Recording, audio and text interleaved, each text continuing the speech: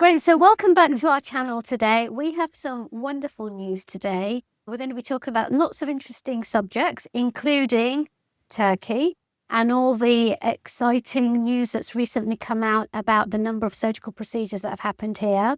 But let's just introduce ourselves. I'm Dhalia Masud. I'm Hayley. I'm Rachel. Great.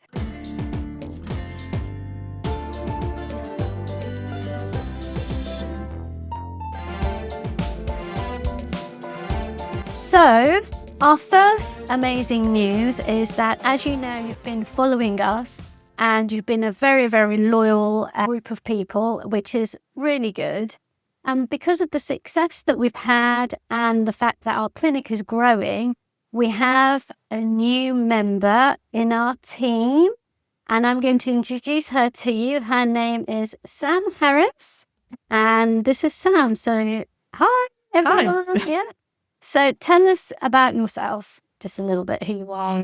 Why did you want to join us? I really am interested in plastic surgery. Yeah. So it was the interest of knowing what you do, how you work. Yeah. And I love admin. Great. That's really good. And did you ever watch our podcast? Yeah. What did you think of them? I love them. Yeah. And now I'm here, isn't it? That's okay.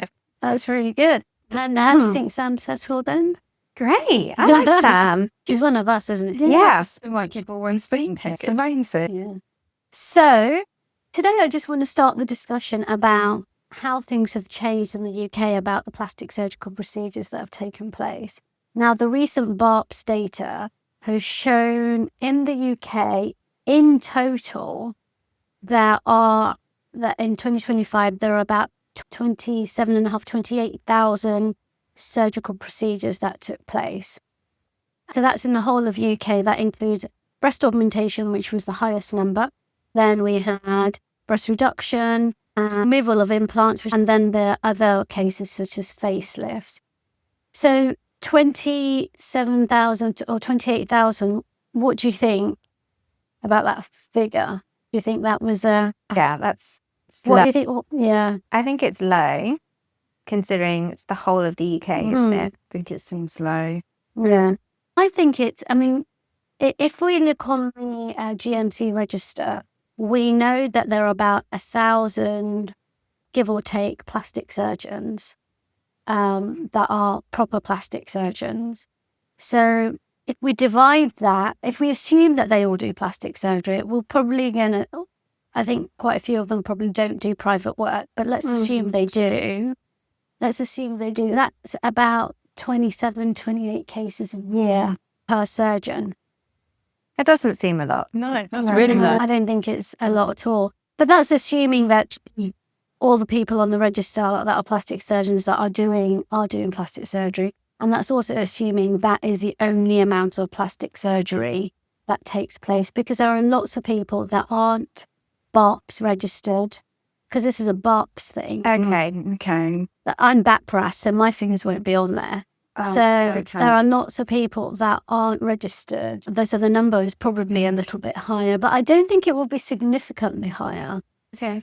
So Can I ask you a question? yeah, What's the difference between your one and their one then? that's a really interesting question. So the Royal College of Surgeons kind of dictate the training of surgery in the UK, and they are the register of everybody who's been fully trained. So all of us have become fellows of the Royal College of Surgeons. So we passed all the exams.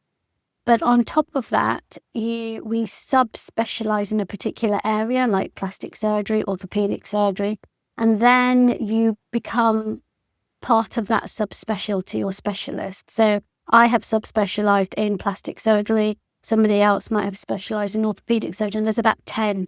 Okay. It's about 10. So each of those subspecialties have their own colleges, which is established. They'll have the orthopedic college, they'll have the plastics college. Now, the original plastics college was BAPRAS, which is the one I'm a member of. Okay. And that is British Association of Plastic and Reconstructive and Aesthetic Surgery. So it covers the whole group. Yep. There are a few people who, for whatever reason, decided to splinter off and create their own group, just focusing on aesthetics.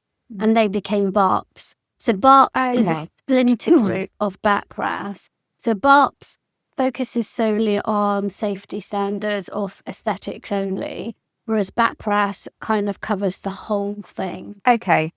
Does that make sense? Does that make sense? Yeah. So that might be why the figures are what they are. Yeah, but let's say it's double. Let's just say, for argument's sake, we'll be really kind, and there are 50,000 surgical procedures that have been performed. How do you think that will relate to somewhere like Turkey? I'm really intrigued about this Yeah. number. No idea. Take a wild guess. Oh, wow. I think it's got to be double.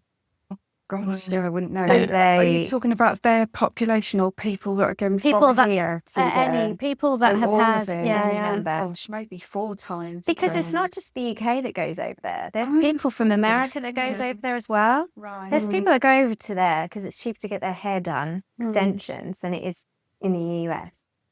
I saw a Wow. TikTok on that. I mean, don't quote me on that. But there was a woman that flew out there because it was cheaper, including her flight, to go over there, have a holiday, get her hair done than it was. Or hit us with God it knows then. what she's having then, but So, as I've already said, we have about 28,000, give or take. If we double that, that's 50,000. Yeah. So in Turkey, the estimate for surgery, and this is in 2022, so it's probably higher now, is 470,900. That's a serious amount. significantly higher. Wow. Yeah, that is. do we? And we think it's actually, apparently there are lots of reports to say that it might be a lot higher. They say, because it's very difficult to kind of get the figures right, they say that the foreign patients that go in, like foreign to Turkey that go in, it can be up to 670,000 foreign Wow. patients going into Turkey to have surgery. In the UK, it's estimated 150,000 patients a year, which is quite a lot, go to Turkey to have surgery. If 150,000 people go to Turkey to have surgery, and we're only doing 50,000, that's quite. But what is the reason? Is it purely down to cost? What do you people are think? go- I would say it probably is. That is, I think, the Yeah. main kind Yeah. that we Yeah. is admin, it's the cost. Yeah. Yeah. And I'm And they not, get a holiday. yeah, like as I'm well. not saying the workmanship isn't good. I'm sure there are some amazing surgeons in Turkey.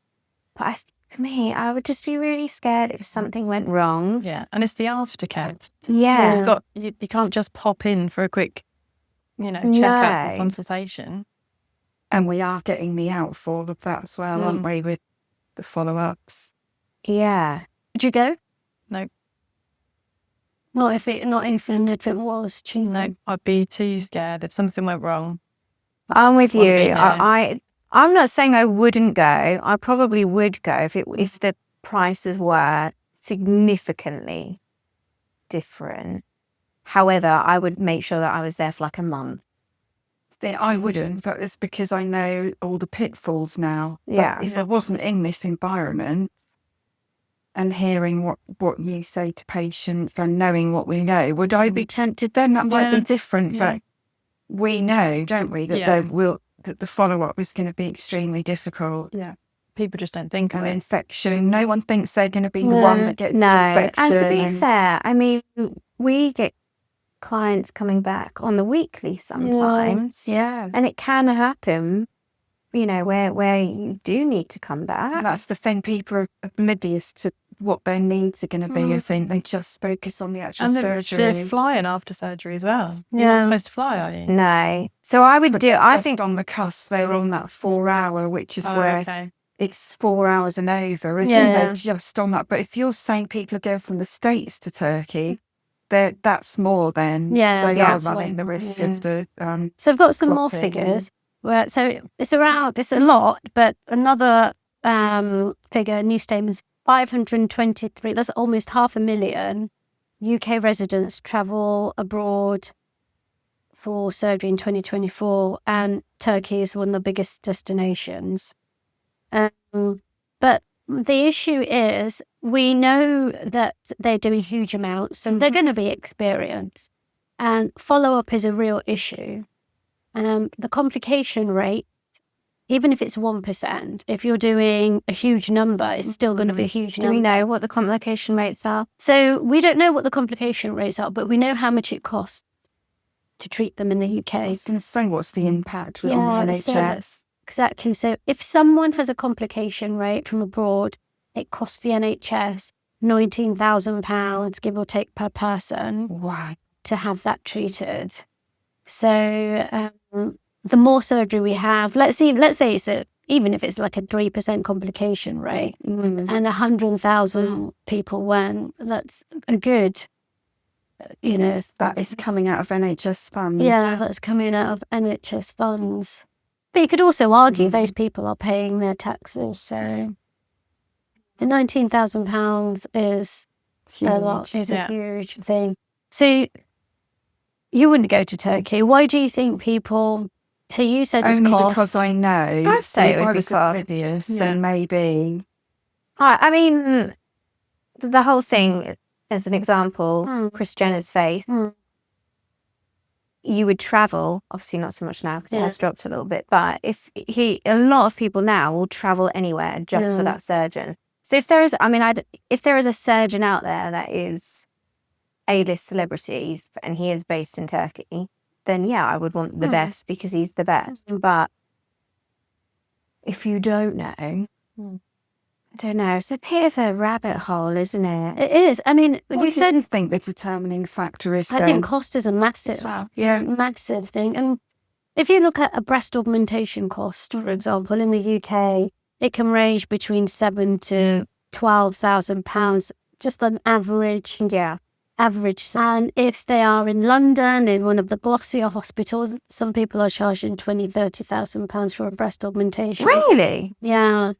But in the UK, in Turkey, you can get breast augmentation for £2,500. No, you can't. You can. What? £3,000 for a breast augmentation. Wow. So with that, Sign me up.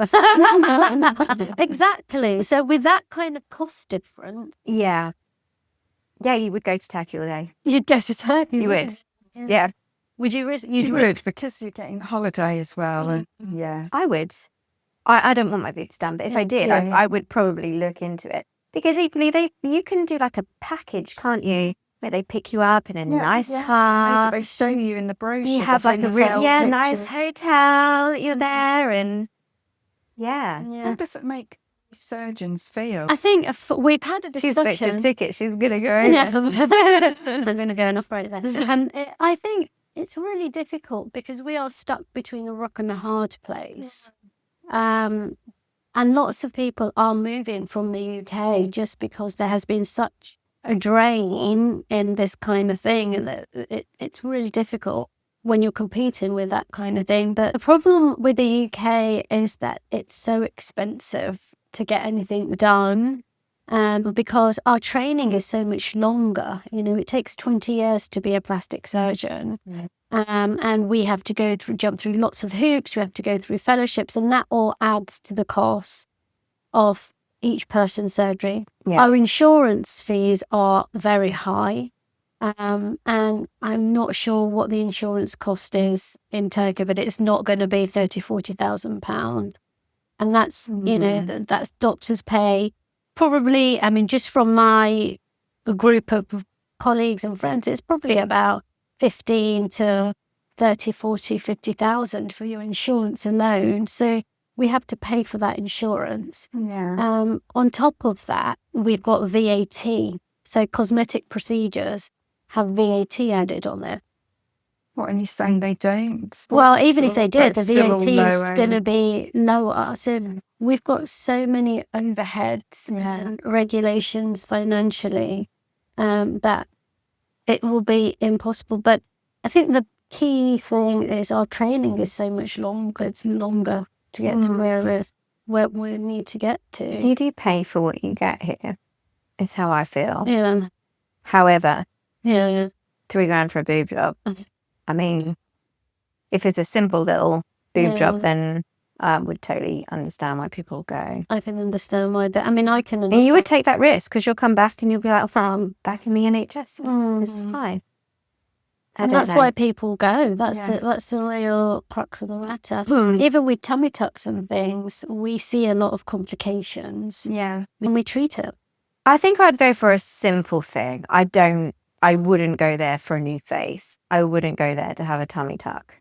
There was a lot of things in the press about things going Sit on wrong. a flight after. Well, having that. exactly. You're meant to just lay on your Yeah. front, aren't you? It's So it's so unregulated, although so many people go.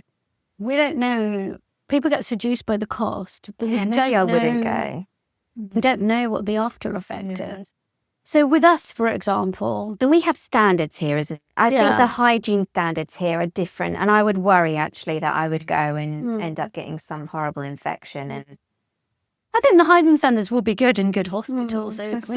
how do you know what's good and what isn't, though? Yeah, exactly. How do you know? And that's a really important question. So here we know, because we always emphasize that our doctors have to be GMC registered, our hospitals are CQC registered. Even we have to, today we had a meeting on health and safety and infection.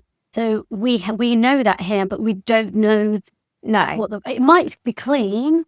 It probably is clean. We don't know. I assume it's either glamorous looking, but I just... Well, yeah, the hotel pictures all Yeah. are, but Yeah. you don't see inside the theatre. No. Anyway, we don't even hear, I know, but you're in that little room when you put seats, and no one's going to know, are they? No one's going to The know. standard beyond the door. Yeah.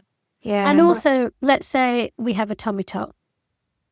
I call them after the surgery. Yeah. I see them back here almost weekly, don't I? Yes. And if they have any issues, they give us a call. We'll try and give them some time. That reassurance, I think. But that's is a what- you thing. Yeah. I don't think every surgeon does that. A lot of, But they are available. Yeah. Yeah. Any other surgeon, it's through the secretaries or whatever, they are going to be available. Yeah. You definitely don't have Yeah. Would you have that in Turkey? No. No, because there's going to be such a Because they're high not, because they're turnover. ending Yeah. up in the NHS, Yeah. so no. And with that, do you think that you would still... I mean, but I think people seem to forget that aftercare aspect of things. Yeah, they do. And And most whether it- surgeons here are not happy to see patients that have not been their patients, Yeah. certainly not privately, Yeah. are they? No. Hence why they then end up at the hospital, Yeah. because you're not going to turn people away. But yeah, and do people realise that before they go, that, if things go wrong, I can't see a surgeon in the UK? Yeah. Or are they not worried because if I've had it by then, the hospital will the sort me hospital out? will sort it. Yeah. Yeah, it's And a they could be difficult... taking up beds where, you've got emergency Yeah. cases coming in. This is Yeah. a real tricky one. It's a tricky one. And the other question is more of an ethical question. The most common surgical procedure performed here and probably all around the world is breast augmentation. So it's a surgical procedure that we know needs constant maintenance. And once Do you you've think got that's it- really sad, actually? Yeah. Because it's a woman, I just sometimes think I don't know why we do it. I think there is now more of a trend of people wanting to take them out. 100%. Yeah, there's been a huge increase over the last couple of years Yeah. for us, hasn't there? Yeah, well, I think it will change. I think trends change. The Well, they 90s were do. all about fake boobs, and now the women that had those fake boobs are now sort of 50, 60, maybe a bit older. Yeah. But that's not to say that it Yeah. won't come round again with big boobs and then in fashion again. I don't know. But as surgeons, are you disappointed at these figures, that this sheer amount, that are going abroad? Is that... I don't. I Disappointing. expected it. I knew it was like this. It's just the way the UK Is economy broken. is. Yeah, it's the UK economy. And the fact that we have to literally jump through so many hoops on everything. Yeah, It is ridiculous. But that's just me moaning about the UK in general. yeah. It is. That's just the situation. I'm hoping it will.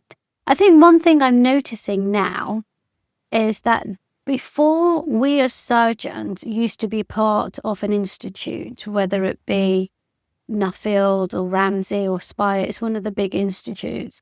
And I think that those hospitals, they provide their service, but they have massive overheads. And they're not necessarily led by surgeons. And they have to deal with a lot of specialties like orthopedics. So they don't necessarily have a specialised service for plastic surgery, but they still have massive overhead. So I think that's one of the reasons why those places are quite expensive. But now a lot of surgeons are building their own hospitals. And I think with that, I think there will be, I think it will bring the cost, it will drive the cost down, because we are cutting out a lot of the administrative costs and all of that the bigger hospitals have. So you think there's going to be a tide of change in I think that direction? I think surgeons having their own hospitals, doing their own thing, and following CQC regulation, cutting out all this other stuff. Because those places are similar to NHS. They're just fee-paying NHS hospitals, in my personal opinion. So I think there will be a tide of change, but it's difficult to know. I mean, I don't really fancy going to Turkey anymore, just because you're just going to be sat on the plane with a load of hair transplant people, aren't you? And people having noses, and I don't know, it's a bit of a weird, I don't know. I wonder how the tourism side of that has been affected because of it. I wonder if the airline staff have sort of critical situations to deal with as well. 100%. So that's affected their training as well. And what, I mean, they all had first aid and, you know, obviously you get people maybe having heart attacks, but, you know, if their wounds start to bleed profusely and they're on board, are they equipped to deal with that? Or, oh my God. I mean, actually, it just brings a whole box of questions. Interesting. The stitches split on the flight. Shove her. I'd be like, get me off the plane. Yeah, I'm sure. Although you're not allowed to go onto a plane unless you have a letter to say that you're allowed on the plane, and the airlines will stop you if they feel you're not right. Like you have a fracture or anything like that. But you have to make sure that you're safe to go with that. You know, sort of a bit flexible. Yeah. So, what do you think over the next 5 years, looking at the trends, whether it be on social media, what do you think is going to happen to the type of surgical procedures that we are doing? For example, breast augments or facelifts or removal of implants. I don't think it'll change. No, I think you'll still get across the board patients wanting all of those things, because like we were saying, the ones that would not want to go abroad, that's just going to be the same, isn't it? I don't think you'll find a category is eliminated because of it. I think you're going to get more facelifts. I think more facelifts, Yeah, I don't know. It's not our highest though now. No, but I think it will increase. And it won't be the highest, but I think it will increase. you think it will increase because I just think there's a generation that are not wanting to age, and we're now getting to that kind of generation or age where, you know, everyone... You don't think fillers and Botox will fill that market? No, and to be honest, I think fillers are on the way out, personally.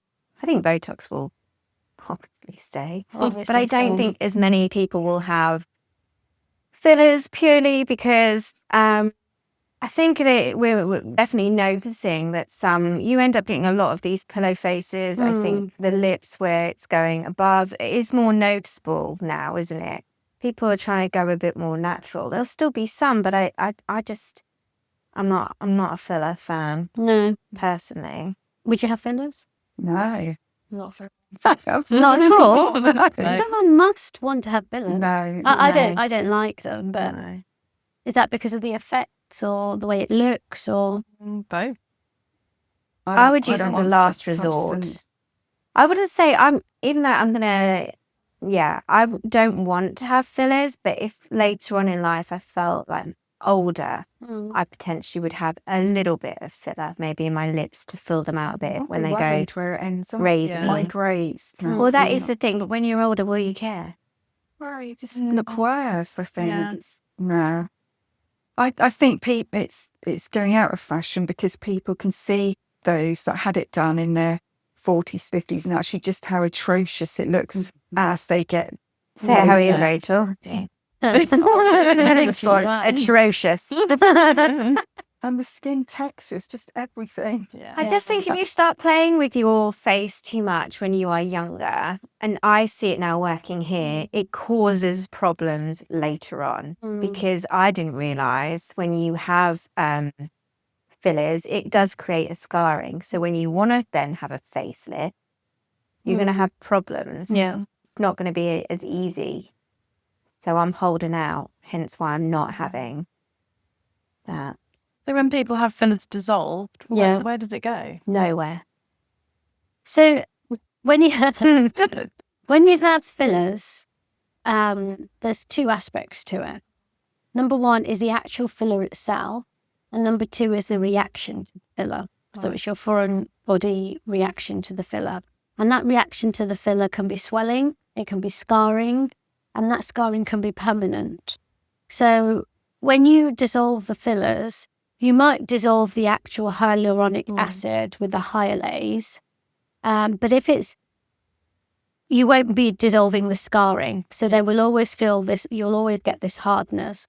And also, when you inject the fillers, after a while, it just dissipates in various different places. It can move, it can migrate. So when you do inject the fillers, you don't always get, if you try and dissolve it, you don't always get the pocket that you injected it in the first place because it's migrated and dissipated and then enmeshed into the skin. What use of when does it go? Yeah, It's still. Is it in there It's forever still in then? there. Yeah. So I mean, is they've it the done. bloodstream that has to filter through. It just encapsulates and stays there. And we've done MRI scans of patients that have had fillers 10, 15 years ago, and you can see, and I'll show it on the thing. You can see how it's just sat there, and it's just stuck within the tissues. Even if they've had dissolving injections. Whether they've had dissolving or not, there will always be an element of remnant staying behind. When does that cause a problem to your body?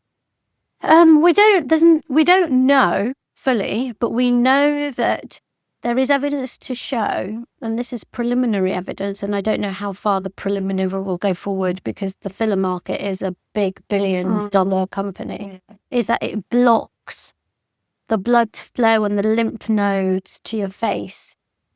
And when your lymph isn't flowing and your blood isn't flowing, there is a potential that you could get problems with healing, surgery, nerve issues if you do have any future surgery. But also it sticks everything together, so you can't do nice surgery. It's all stuck down. It's making life so much harder Yeah. for these surgeons. Thing is, though, it is such a cheap product. So I understand why people do it. Yeah. For sure. Especially the younger generation. Because when we were 20, you think you know everything. And actually, when you get to being like in your 40s, you realise, I was really wrong on that one. And I think sometimes when you're young, it's a quick fix that can be done. But long term, And when you're young, you think, it won't happen to me. Nothing exactly. will go wrong with me. No fears when you're fine. younger. Yeah.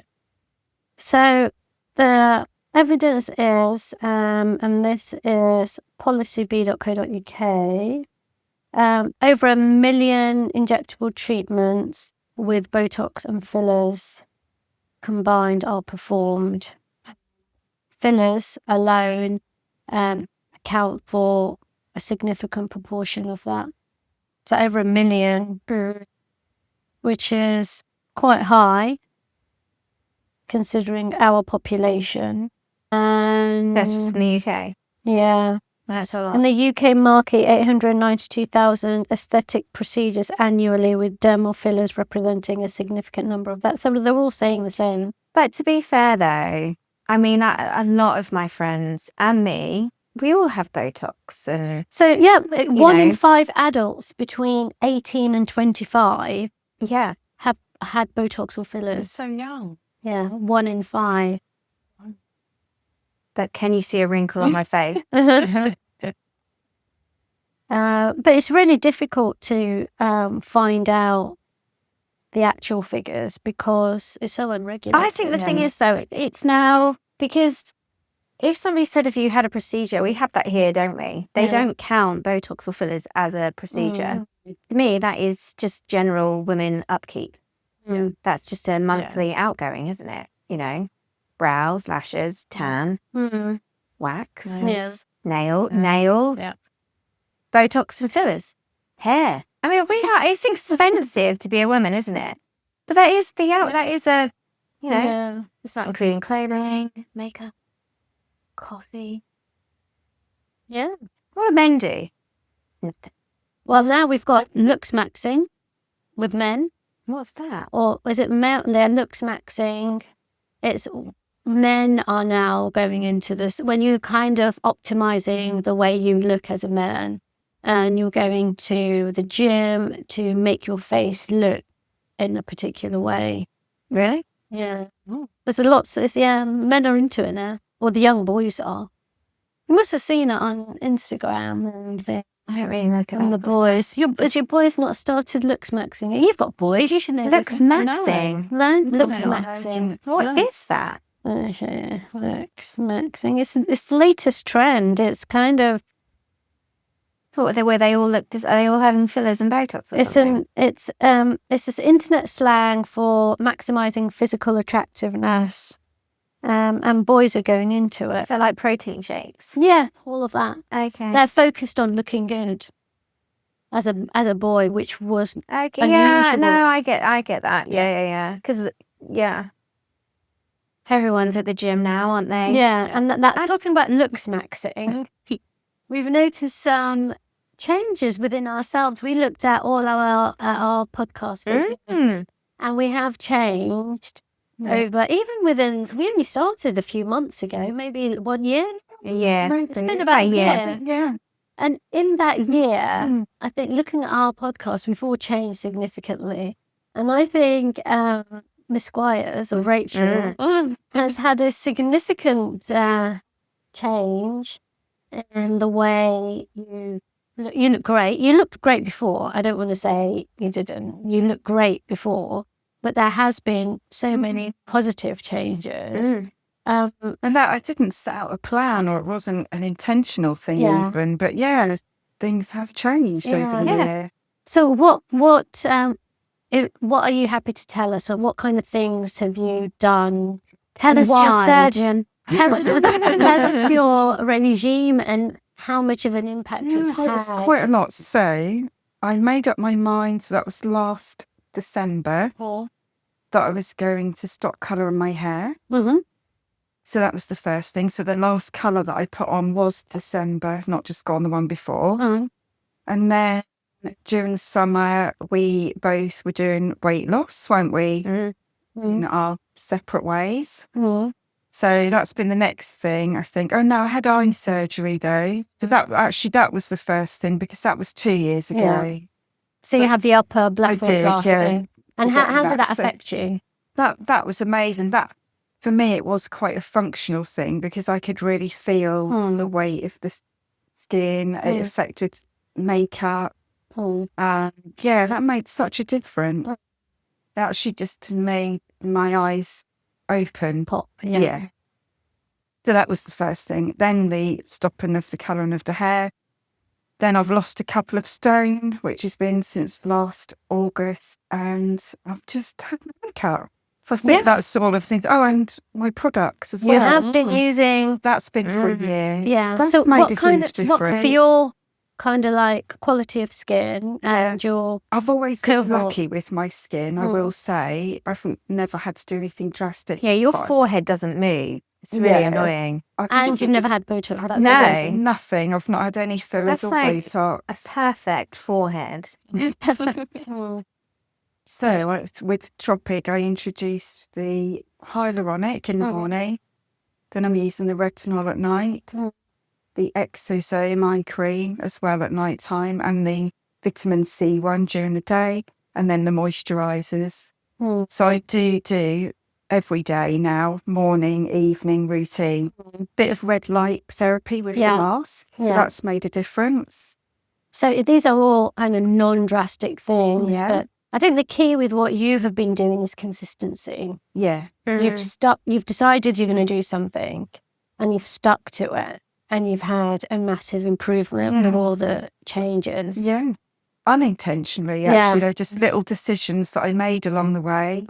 Yeah, that's made it. And do you think, have they stressed, you know how some people go, I'm going to go on the gym thing and it's quite stressful, and have you felt any stress throughout your journey? No, because I hadn't put any targets on myself. So even with losing weight, I haven't gone to the gym. Actually, I just used the FitPal app to guide me, because what I wanted to do was learn about the amount of protein, the fat, the carb that I should have in a day as well. So I've kind of used that as the guide. But I had no fixed idea what the end result would be. It was just, I just want to make a change and this is the way I'm going to do it. So no stress with skincare. That's been, let's try a few things and we'll change that as we go along. No stress with the eye surgery. I've wanted that for about 10 years. So that was easy. You knew what you wanted. Knew what I wanted. That was very straightforward. Yeah. So no, absolutely no stress to the changes at all. That's really good. And I think that's really key, in that you knew what you wanted, you were consistent, and you never went for anything unless you were 100% sure. And we knew your quality of skin. You react quite a bit to stuff, so we had to be careful in how we did I had things. PRP, didn't I? You had PRP as well, actually. Yeah. And then, but because of your skin quality, we just planned things judiciously. And that takes me back to implants, because we now remove quite a lot of implants compared to put them in. And one of the things that I found when we came to removing the implants is that they were unsure about putting the implants in the first place. You know, we had the lady, a lady in the past few weeks. She just, I think she felt pressured, didn't she? And a lot of patients do feel pressured. I think sometimes you have to ask the question of, are you doing it for yourself or are you doing it not for somebody else? Yeah, but even society. Yeah. Are you doing it for Instagram? Are you doing it for society? Are you doing it for... You've been doing it for yourself. Just for wellness. Yeah.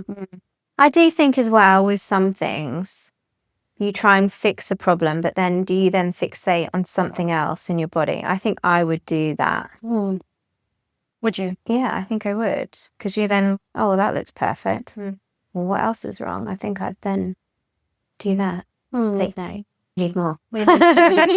So on that note, we've evaluated the service that we're going to provide, and one of the things that we've decided, we're going to provide, which we didn't really do before, but we're now going to do because we have got our own place, we've got the facilities, is to provide more safe, surgeon-led things like Botox, but safe and surgeon-led, and even with things like fillers, it will be very, very judicious, surgeon-led, ultrasound-led, discuss other options first in terms of using fat grafting and having more of a natural approach. And I think that will be quite a good way of naturally rejuvenating people's skin without looking... I think it's a really good thing for you to do. Yeah. Because personally, I always make you do mine, because if not, I'll go somewhere else. And if it goes wrong, I'll just blame you. But I think it's really nice to go to, to be fair, your level is so high. I would rather come to you. You're a surgeon at the end of the day. So, that's a new thing that will be... Can't wait. I've had my arm twisted. But that's a new thing that we're going to do. Yeah. So we're all looking forward to that. Yeah. And then we'll release when dates are available for consultations. Yeah. And we can go forward from there. Anything else anyone want to say? How have you found that? That was your first one. Yeah, scary. Yeah, really well though. Yeah. I'll get used to it. You'll get used to it. You're looking forward to the next one? Yeah. Do you have anything you want to talk about for the next one? Maybe my own implant and explant Oh, that would be maybe. That would be a really good one, actually. Yeah. Really good. Yeah, It could helped do a lot that. of people. Yeah. Great. Well, thank you very much, everybody, and we will see you in the next one. Bye.